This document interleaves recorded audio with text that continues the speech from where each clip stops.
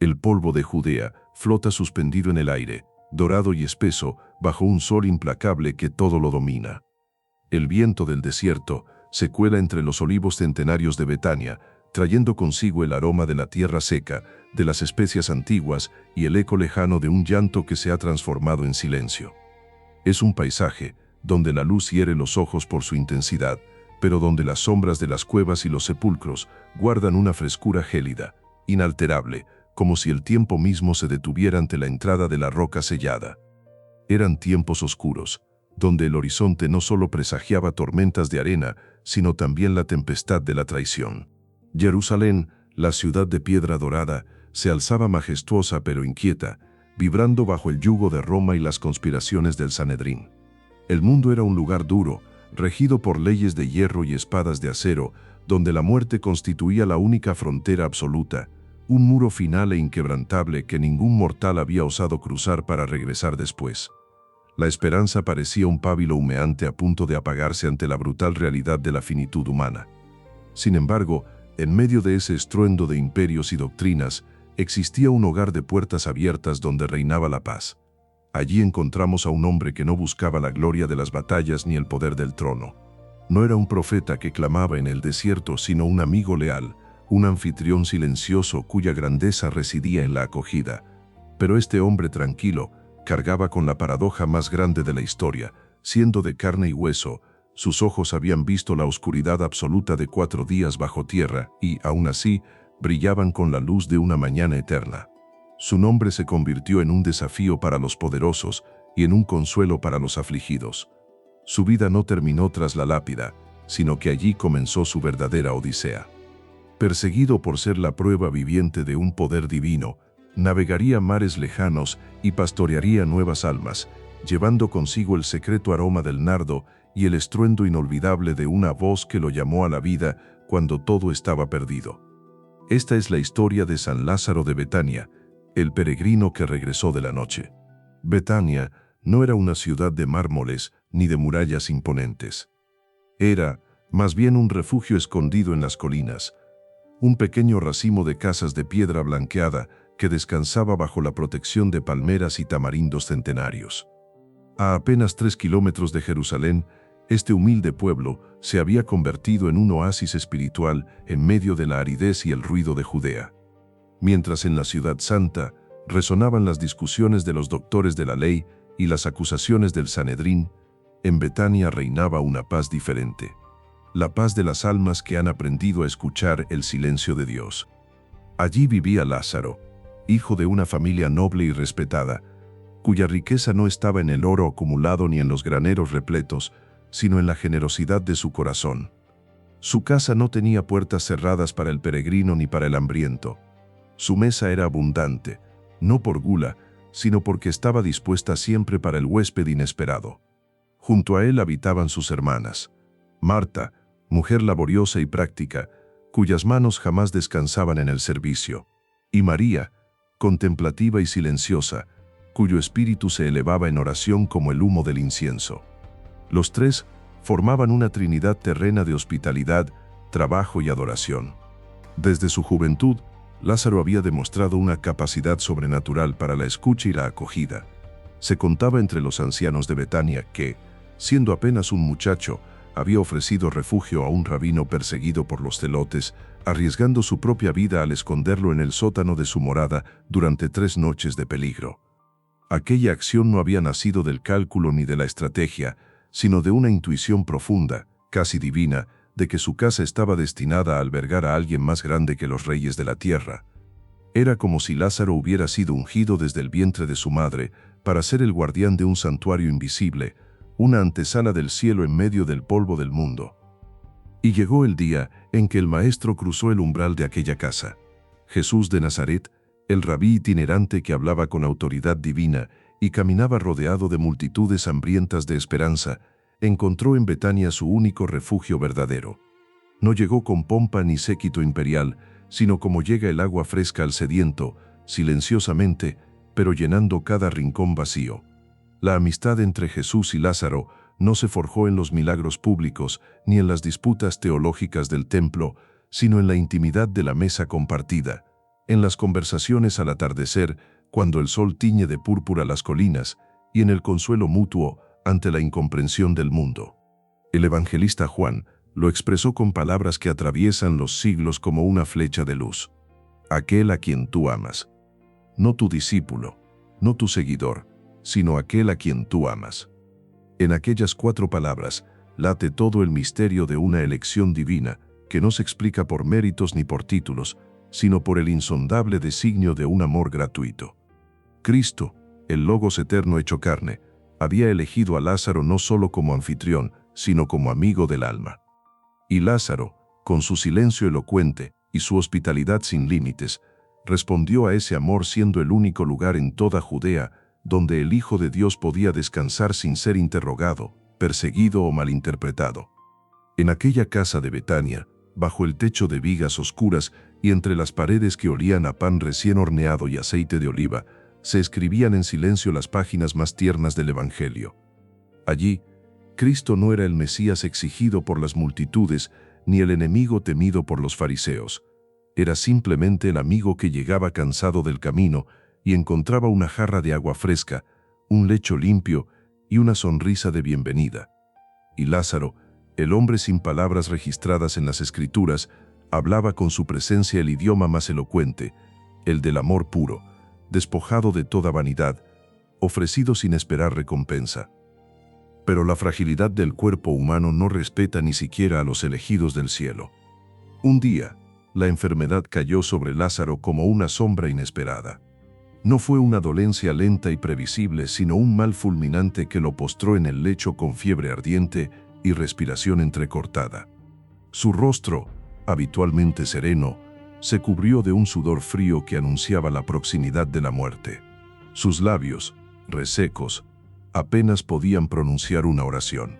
Sus ojos, que habían brillado con la luz de la amistad divina, comenzaron a apagarse como lámparas sin aceite. Marta y María, presas de una angustia que les desgarraba el alma, enviaron un mensajero urgente a Jesús con una súplica breve pero desesperada.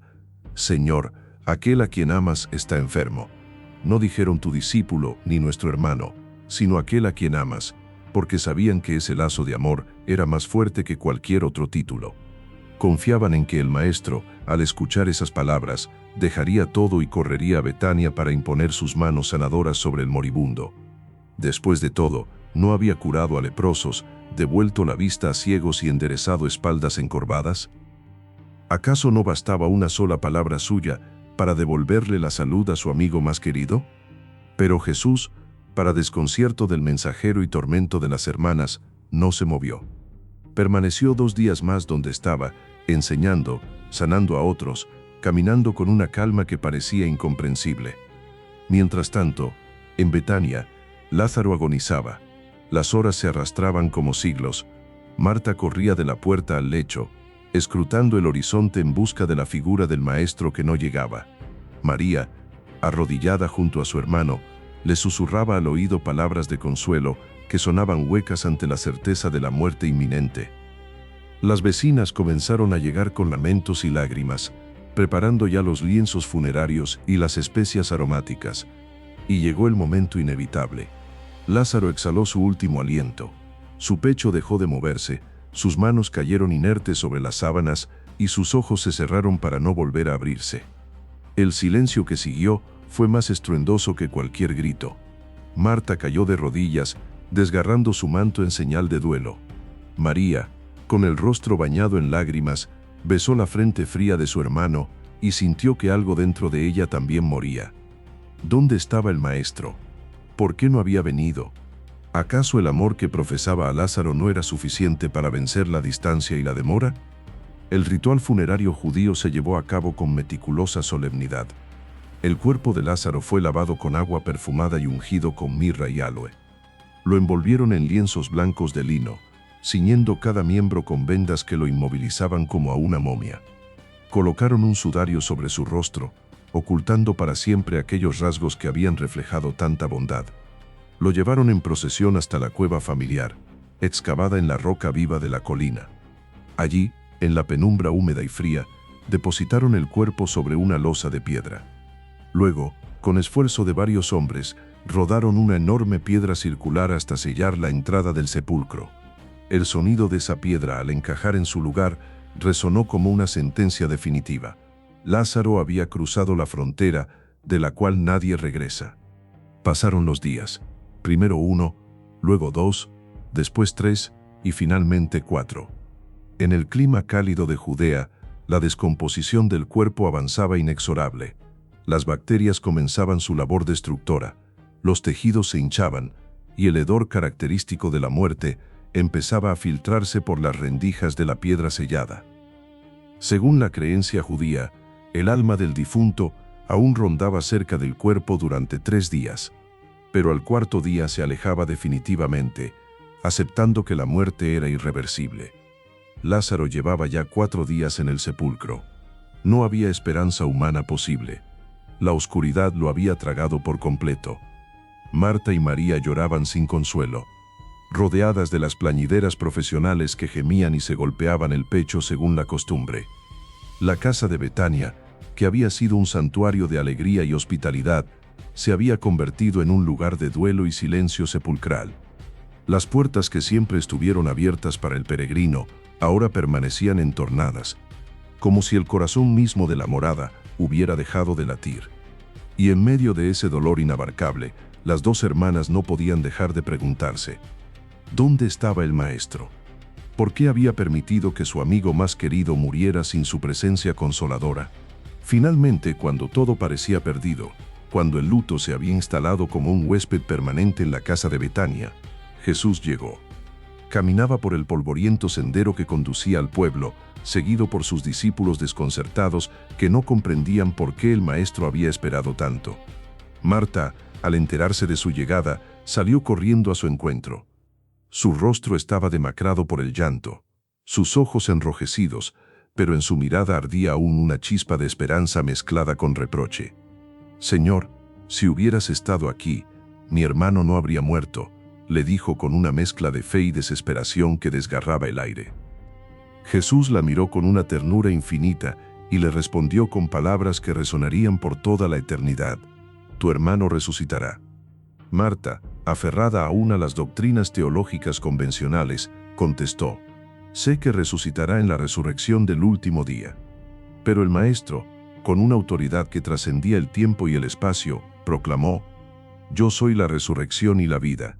El que cree en mí aunque muera, vivirá». En ese momento, el cielo y la tierra contuvieron el aliento.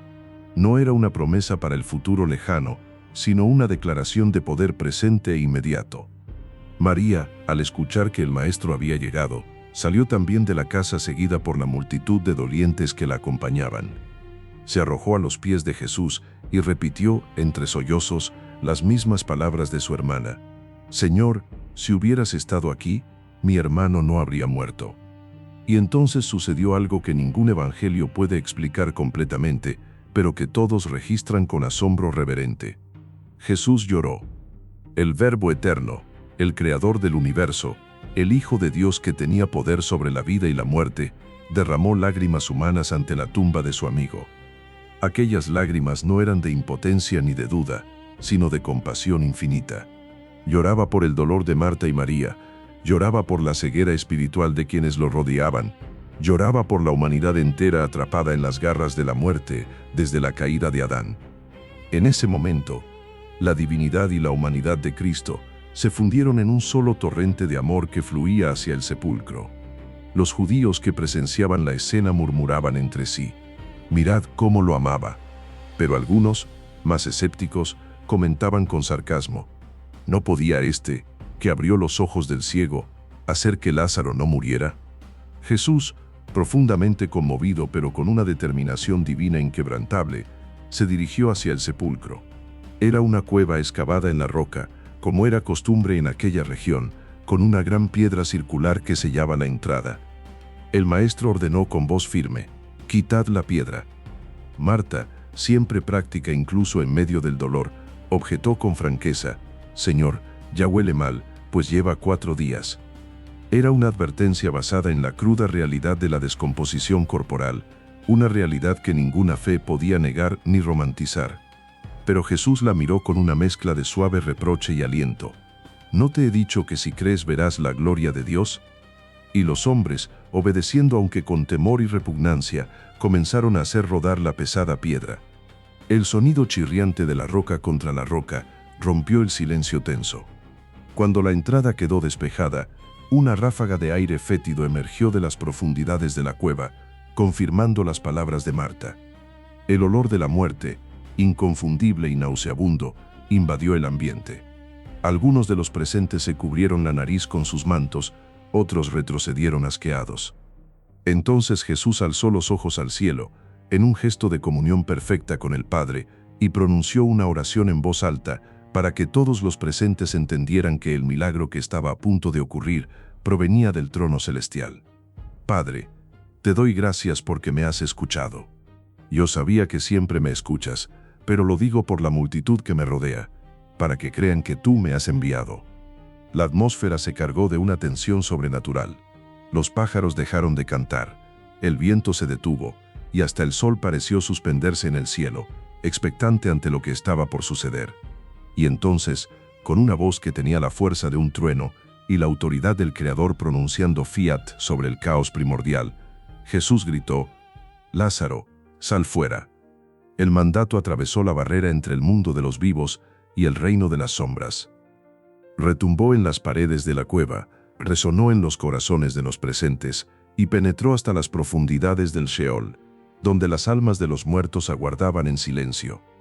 No era una súplica ni una invocación, sino un imperativo divino que la muerte misma no podía desobedecer.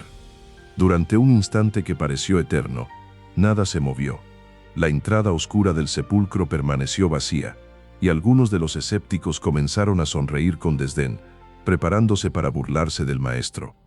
Pero entonces, desde las profundidades de la cueva, surgió un sonido, el roce de las vendas funerarias, arrastrándose sobre la piedra. Las sombras de la entrada se agitaron y una figura envuelta de pies a cabeza en lienzos blancos apareció tambaleándose en el umbral. Era Lázaro. Estaba vivo. El grito de asombro que brotó de la multitud fue ensordecedor. Algunos cayeron de rodillas, otros huyeron despavoridos, muchos lloraban de alegría y terror mezclados. Marta y María corrieron hacia su hermano, sin importarles el olor ni las vendas, abrazándolo con una fuerza que amenazaba con derribarlo. Jesús, con una sonrisa serena que iluminaba su rostro, dio una orden final: «Desatadlo y dejadle ir». Y mientras las manos temblorosas de los presentes desenvolvían los lienzos funerarios, el rostro de Lázaro emergió a la luz del día. Sus ojos parpadeaban, cegados por el sol después de 4 días de oscuridad absoluta. Su piel, que debería haber estado putrefacta, estaba íntegra. Su corazón latía con fuerza, sus pulmones se llenaban de aire fresco, y sus labios, que habían permanecido sellados por la muerte, se abrieron para susurrar una sola palabra: «Maestro». El hombre que había cruzado la frontera de la cual nadie regresa, había vuelto. Y con él regresaba la prueba irrefutable de que Jesús de Nazaret no era un simple profeta ni un maestro moral, sino el Señor de la vida y la muerte, el ungido de Dios que tenía poder sobre el abismo mismo. La noticia del milagro se propagó por Judea como un incendio en un campo seco. Lázaro, el hombre que había estado 4 días en el sepulcro y había regresado a la vida, se convirtió de la noche a la mañana en una celebridad y, paradójicamente, en un peligro político. Ya no era simplemente el amigo de Jesús, ahora era una reliquia viviente, una prueba ambulante del poder sobrenatural del Maestro de Nazaret. Los peregrinos acudían a Betania no solo para ver a Jesús, sino también para contemplar con sus propios ojos al resucitado. Querían tocar sus manos, escuchar su voz, confirmar que no se trataba de un fantasma ni de una ilusión colectiva. Para el Sanedrín, aquello era intolerable. Los sumos sacerdotes y los fariseos, reunidos en sesión de emergencia, discutían con creciente agitación.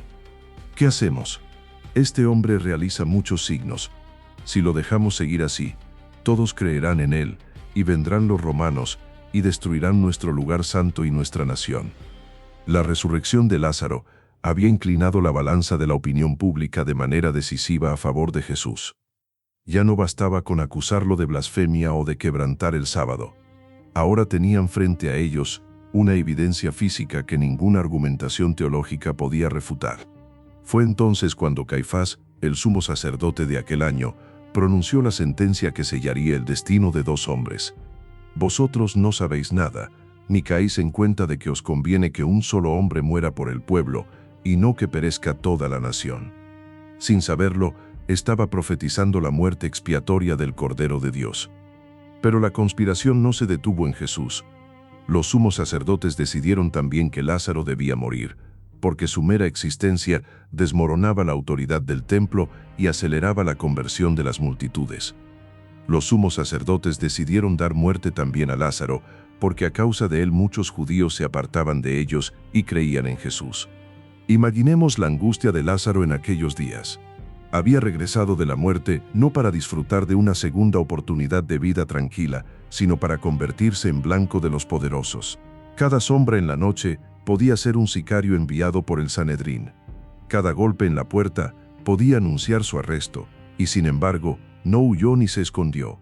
Permaneció fiel a su maestro, sabiendo que el precio de esa fidelidad podría ser, una vez más, la muerte. 6 días antes de la Pascua, Jesús regresó a Betania para una última cena en casa de sus amigos. Era un momento de intimidad suprema antes de la tormenta que se avecinaba. Marta servía la mesa con su diligencia habitual, mientras Lázaro se reclinaba junto al maestro, compartiendo el pan y el vino en un banquete que prefiguraba misteriosamente la última cena que vendría pocos días después. Y María, movida por un impulso de amor profético, tomó una libra de perfume de nardo puro, extraordinariamente caro, y ungió los pies de Jesús, secándolos luego con sus cabellos. El aroma del nardo llenó toda la casa, impregnando cada rincón, cada viga, cada piedra de las paredes. Aquel perfume no era solo un gesto de devoción, sino una preparación funeraria anticipada. María, con esa intuición femenina que penetra más allá de las palabras, sabía que el maestro iba a morir. Y Lázaro, sentado a su lado, también lo sabía. Él, que había atravesado el velo entre la vida y la muerte, podía ver en los ojos de Jesús la sombra de la cruz que se cernía sobre él. La escena era de una belleza desgarradora. El hombre que había sido resucitado, contemplando en silencio al que pronto sería crucificado. El amigo salvado, presenciando cómo su Salvador caminaba voluntariamente hacia el sacrificio. Cuando Jesús fue arrestado en Getsemaní y llevado ante el Sanedrín, Lázaro no pudo hacer nada más que observar desde la distancia, impotente y desgarrado. Cuando el maestro fue azotado, coronado de espinas y clavado en la cruz del Gólgota, Lázaro sintió cada golpe como si fuera sobre su propia carne. Porque él sabía, mejor que nadie, que Jesús estaba pagando el precio de la vida que él había recuperado. El milagro de Betania había sido la señal que precipitó la pasión.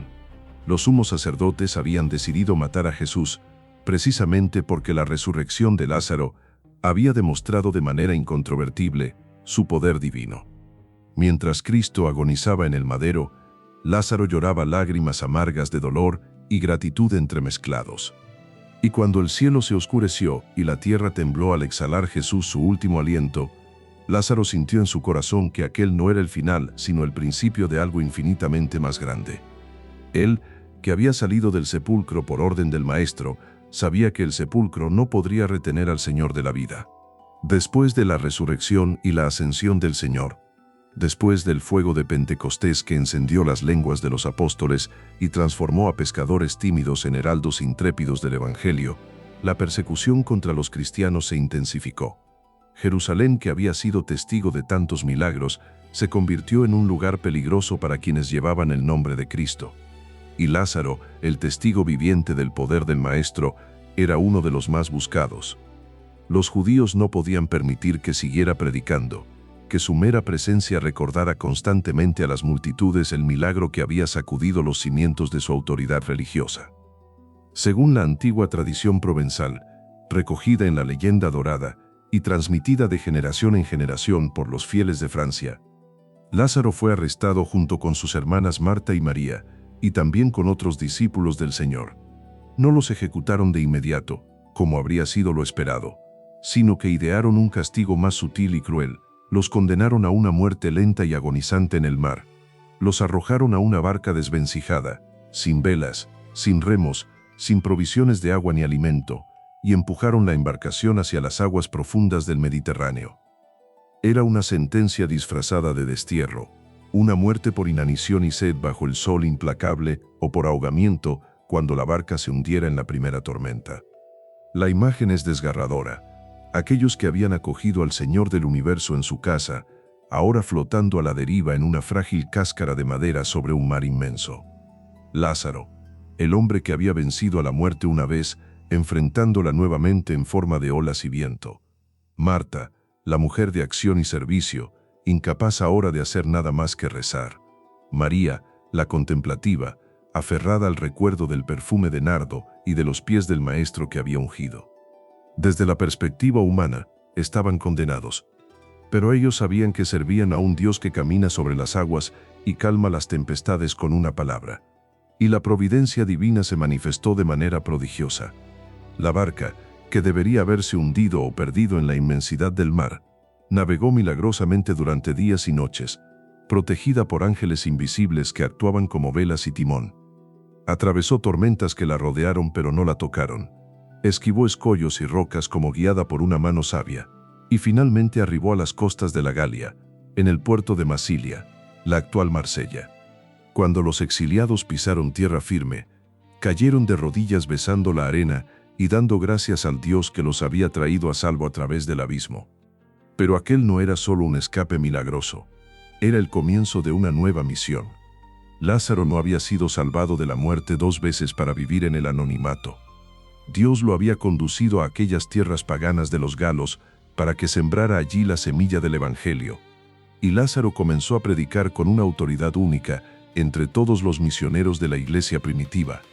Hablaba del más allá como quien describe su propia casa, porque él había estado allí. Podía decir a los pecadores aterrorizados por la muerte: yo he cruzado esa frontera y he regresado, y os aseguro que hay esperanza más allá del sepulcro. Podía proclamar a los dolientes: yo he dormido el sueño de la muerte, y he despertado por la voz del Señor, y os prometo que vuestros seres queridos también despertarán. Los paganos de Marsella, acostumbrados a los dioses caprichosos del Olimpo y a los sacrificios sangrientos en altares de piedra, quedaron fascinados por aquel anciano de barba blanca y mirada penetrante, que hablaba de un Dios que había llorado lágrimas humanas ante su tumba y lo había llamado de vuelta a la vida por amor. Las conversiones se multiplicaron. Primero unos pocos curiosos, luego familias enteras, después vecindarios completos se hincaban para recibir el bautismo de manos de Lázaro. Y la comunidad cristiana de Marsella creció y se fortaleció hasta que fue necesario establecer una estructura más sólida. Según la tradición, los mismos apóstoles, reconociendo la santidad y la autoridad de Lázaro, lo consagraron como primer obispo de Marsella. Aquel hombre que había sido anfitrión silencioso en Betania, se convirtió en pastor de almas en tierras extranjeras. Construyó iglesias donde antes había templos paganos, bautizó en las fuentes donde antes se hacían libaciones a los demonios, y plantó la cruz de Cristo en el corazón de Europa occidental. La semilla que había sido arrojada al mar por los perseguidores judíos germinó en tierra fértil, y produjo un árbol frondoso cuya sombra cobijó a generaciones de fieles galos que jamás habrían conocido al Salvador sin el testimonio del resucitado de Betania. Han pasado décadas. Lázaro es ahora un anciano venerable, encorvado por el peso de los años, pero erguido en el espíritu. Su barba, completamente blanca como la nieve del monte Hermón, le cae sobre el pecho. Sus manos, que una vez estuvieron atadas por vendas funerarias, ahora están marcadas por las cicatrices de la labor apostólica, las huellas de las bendiciones impartidas a miles de bautizados, las señales de las privaciones del misionero, las marcas del servicio incansable al rebaño que le fue confiado. Su rostro lleva la gravedad única de quien ha muerto 2 veces y sabe que la eternidad no es una abstracción teológica, sino una realidad tan concreta como el pan y el agua. Pero el cuerpo mortal tiene sus límites, y el momento de la segunda despedida ha llegado. Esta vez, sin embargo, es diferente. No hay fiebre que lo consuma, no hay dolor que lo desgarre, no hay angustia que oscurezca su mirada. Al contrario, una paz profunda y luminosa se ha instalado en su alma. Sabe que esta muerte no es un enemigo que lo sorprende y lo arranca violentamente de la vida, sino un amigo que viene a buscarlo para llevarlo finalmente a casa. Ha cumplido su misión. Ha predicado el Evangelio en tierras lejanas, ha bautizado a paganos, ha ordenado presbíteros, ha consolado a viudas y huérfanos, y ha dado testimonio del poder de Cristo hasta el último aliento. Los discípulos que formó en Marsella, ahora maduros en la fe, rodean su lecho. No hay plañideras profesionales ni lamentos desgarradores como en aquella primera muerte en Betania. En su lugar se escuchan cánticos suaves, salmos de esperanza, oraciones de gratitud. Lázaro los mira uno por uno con ternura paternal, bendiciéndolos con sus manos temblorosas, encomendándolos al cuidado del buen pastor que nunca abandona a sus ovejas.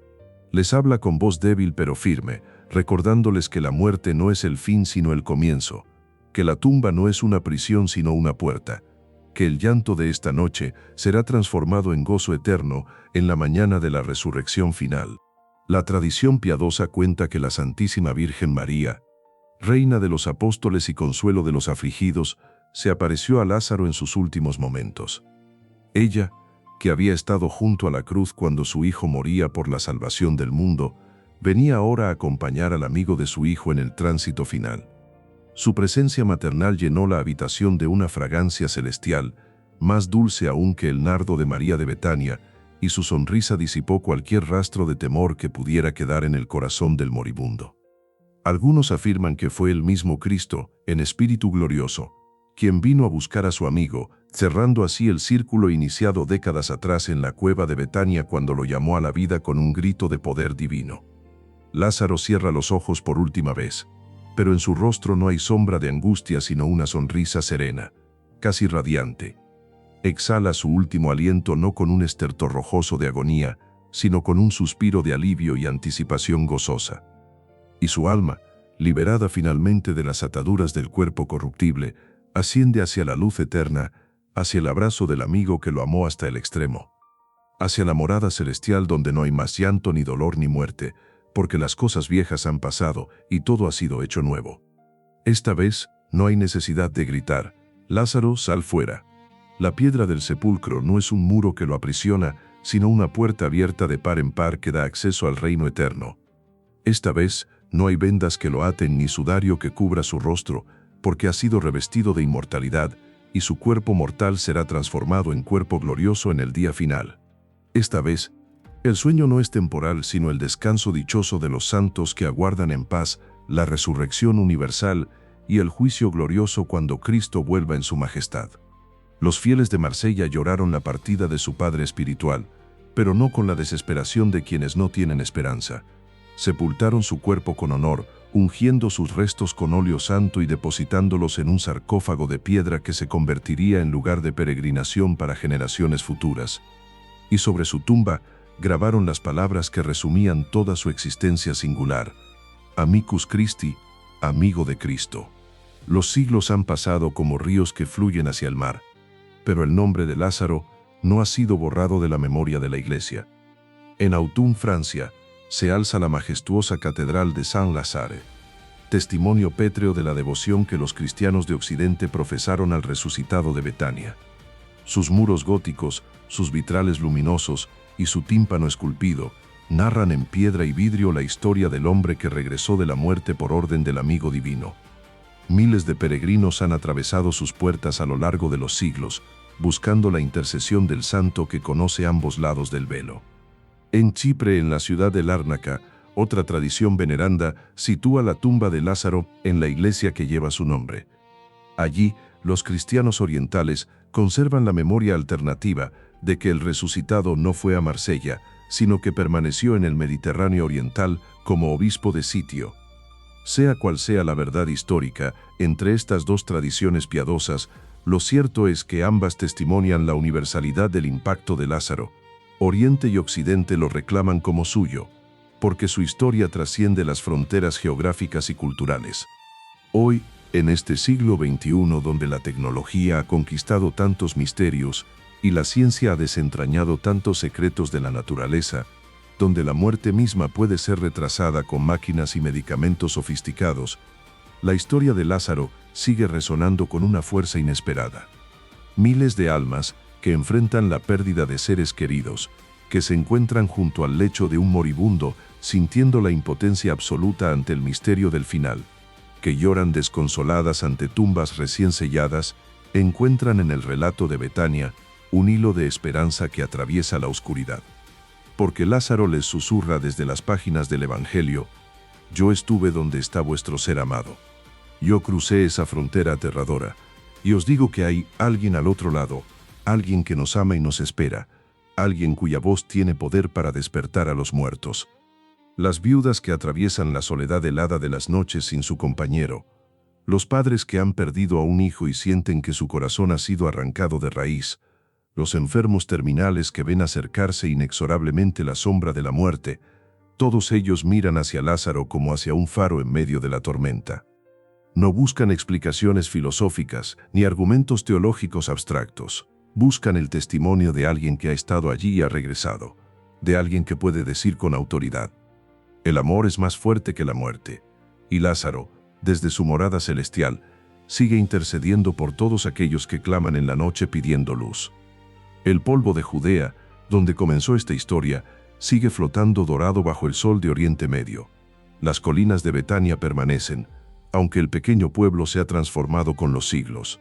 Y al mismo tiempo, las olas del Mediterráneo siguen besando las costas de Marsella, trayendo consigo el eco de aquella barca milagrosa que transportó la semilla del Evangelio a tierras galas. Oriente y Occidente, unidos por el peregrino que regresó de la noche. Jerusalén y Marsella enlazadas por el amigo que Jesús amó. La cueva sellada de Betania y la catedral gótica de Autun, testimoniando en piedra la misma verdad eterna, que Cristo tiene poder sobre la muerte, y que ese poder se ejerce no por coacción sino por amor. Porque al final, queridas almas que escucháis esta historia, el milagro de Lázaro no fue solo un prodigio físico, un desafío a las leyes de la biología. Fue ante todo una declaración de amor. Dios no resucitó a Lázaro para demostrar su omnipotencia ante los escépticos del Sanedrín, aunque también lo hizo. No lo hizo para ganar una discusión teológica con los fariseos, aunque también lo logró. Lo hizo porque amaba a su amigo y no podía soportar ver llorar a Marta y María. Lo hizo porque el corazón de Dios late con compasión infinita ante cada lágrima humana. Lo hizo porque quería que toda la humanidad supiera, de una vez y para siempre, que la muerte no tiene la última palabra. Y ese mensaje resuena todavía, atravesando los siglos como un rayo de luz que penetra la oscuridad más densa. Cada vez que una madre llora sobre la tumba de su hijo, Lázaro está allí recordándole que hay esperanza. Cada vez que un anciano cierra los ojos en su lecho de muerte, Lázaro está allí susurrándole que es solo un sueño del cual despertará. Cada vez que la Iglesia celebra la Eucaristía y proclama: anunciamos tu muerte, Señor Jesús, proclamamos tu resurrección, esperamos tu venida gloriosa, está repitiendo el testimonio que Lázaro dio con su vida entera, que Cristo es el Señor de la vida, y que quien cree en Él, aunque muera, vivirá. San Lázaro de Betania, el amigo de Cristo, el testigo viviente del poder divino, el peregrino que regresó de la noche, ruega por nosotros.